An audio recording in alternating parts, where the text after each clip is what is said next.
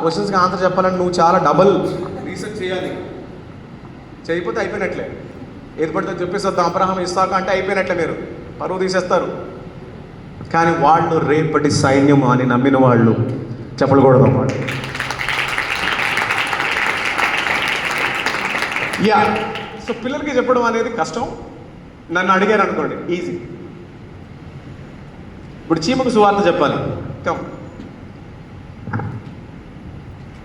విజయవాడ నుంచి ఒక చీమని తెచ్చాను రా, ఇదే. ఓకే, చేత పట్టుకో, అడు తిరుగు, మైక్ తీసుకో. ఆ చీమకి జీవితం మీద వెనక్కి వచ్చిందంట, చచ్చిపోదాం అనుకుందంట.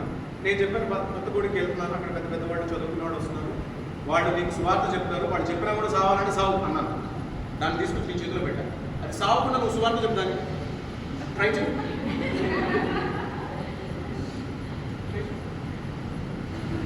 ట్రై కూడా చేయట్లా,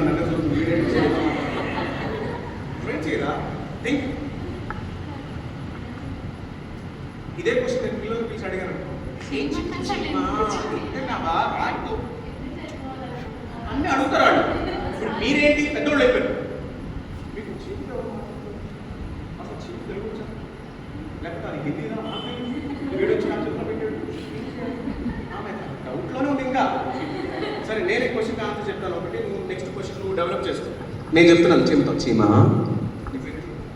పూజిత దగ్గర 2 ఫెయిర్ అండ్ లవ్లీలు ఉన్నాయి, నల్లగా ఉన్నాను బాధపడుతురా, తన దగ్గర రిక్వెస్ట్ చేసి ఒకటి ఇస్తాను, ఓకేనా? ముందు అది పూసుకో, తర్వాత మాట్లాడుకుందాం. నేను ఒకటి చెప్పాను, ఇప్పుడు ముందు మొదలు పెట్టి.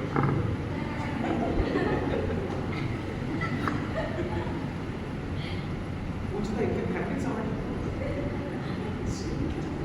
నేను చెప్పానుగా అట్లాగే. శివా, నీకేం కావాలా అవి కొనిస్తా, చచ్చిపోకు. చచ్చిపోకు. ఒక మాటతో ఎవరు మారరు కదా.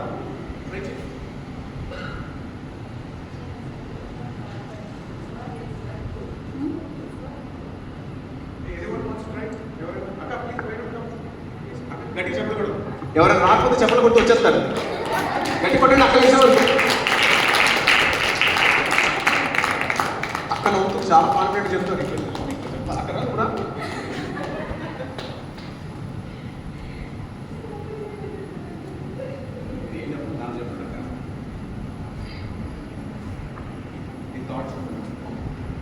చీమా, ఎందుకు చనిపోవాలనుకున్నావు నాకు కొంచెం చెప్తావా? ఒకవేళ నేను తీర్చేదైతే నీకేమైనా సాయం చేస్తాను తప్పకుండా. లేదు నీ బాధ ఏదైనా నాకు అర్థమైతేనేమో పర్లేదు.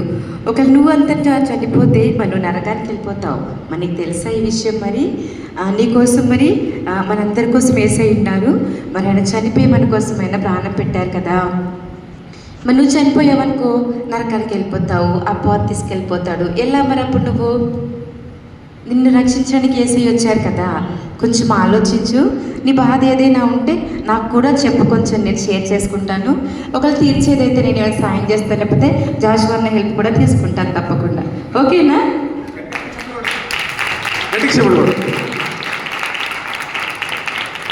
I was so happy. అక్క చీమతో మాట్లాడుతున్నట్లు అనే ఫీలింగే లేకుండా ఒక మనిషిని కౌన్సిల్ చేసినట్లు ఆమె చాలా హార్ట్ఫుల్గా మాట్లాడింది కదా. కానీ అక్క, నేను I want make it clear, చీమని కానీ ఈ లోకంలో ఉన్న జంతువుల్ని దేన్ని కూడా యేసయ్య చేతులతో తయారు చేయను. నిన్ను నన్నే చేశాను, కలుగును కాకంటే కలిగినాయి అవి. కానీ చీమకు మనం కమ్యూనికేట్ చేయాలంటే అన్లెస్ మనం చీమగా మారిపోతేనే కానీ దాని లాంగ్వేజ్ని మనం అర్థం చేసుకోలేము, దానికి చెప్పలేము. సో పిల్లలకి సువార్త చెప్పాలంటే మనం పిల్లలుగా మారిపోదుము గాక. అన్లెస్ మారకపోతే మనం చెప్పలేము వాళ్ళకి. సో పిల్లలకి చెప్పాలంటే ఒక ప్రత్యేకమైనది అది. సో అది నేర్చుకోవడానికే మనం వచ్చాం.